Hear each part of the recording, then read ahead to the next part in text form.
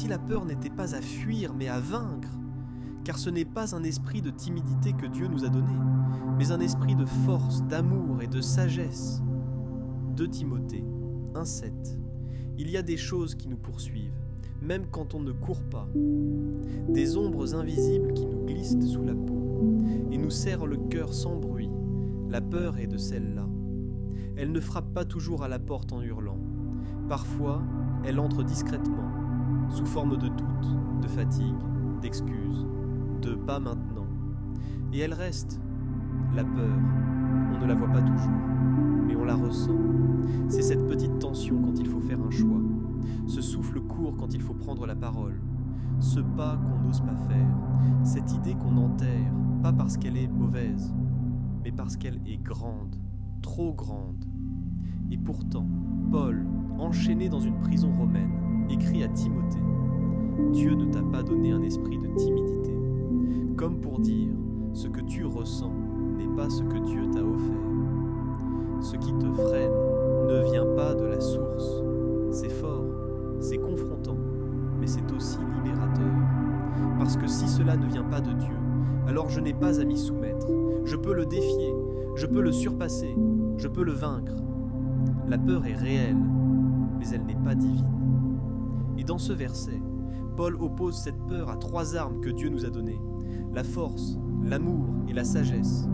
Pas des slogans, pas des concepts abstraits, des puissances intérieures, des moteurs d'action. Et ce sont ces 3 moteurs-là qui te permettront, non pas de fuir la peur, mais de la regarder en face et de dire « Tu ne me contrôles plus ». 1. L'esprit de force. Le mot grec utilisé ici pour force est dynamis, le même mot à l'origine du mot dynamite. Ce n'est pas une force ordinaire, ce n'est pas le courage fabriqué à coups de motivation YouTube, c'est une puissance surnaturelle, implantée par Dieu lui-même. Mais attention, cette force ne se sent pas toujours.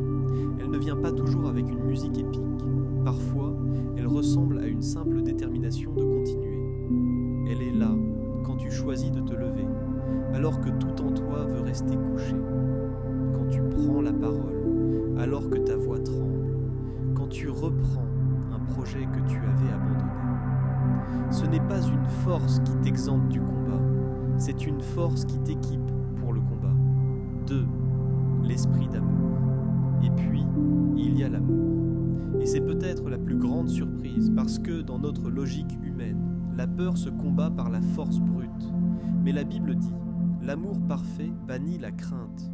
1 Jean 4,18. Pourquoi ? Parce que la peur est centrée sur soi.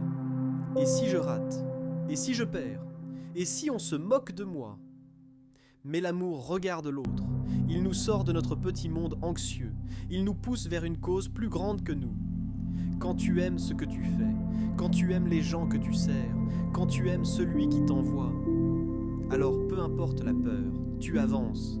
C'est l'amour qui a fait que Jésus n'a pas fui la croix, pas l'absence de peur, l'amour. 3e, l'esprit de sagesse ou maîtrise de soi.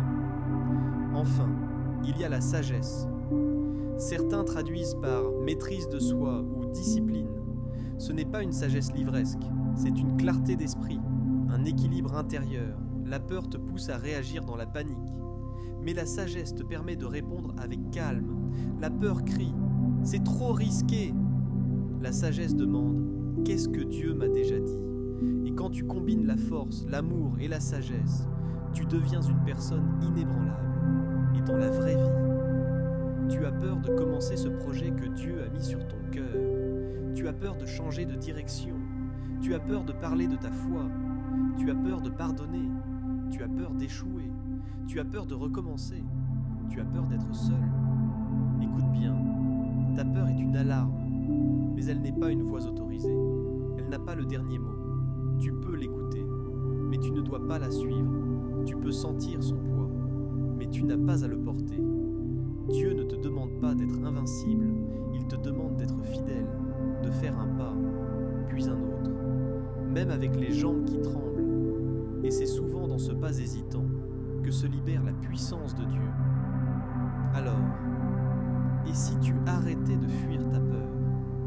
Et si tu l'utilisais comme un signal pour prier plus, écouter mieux, agir quand même. Et si tu te souvenais que ce n'est pas un esprit de peur qu'il t'a donné, mais un esprit de force, d'amour et de sagesse, parce que oui, tu as peur, mais tu es capable, tu es aimé, tu es équipé, et tu n'es pas seul.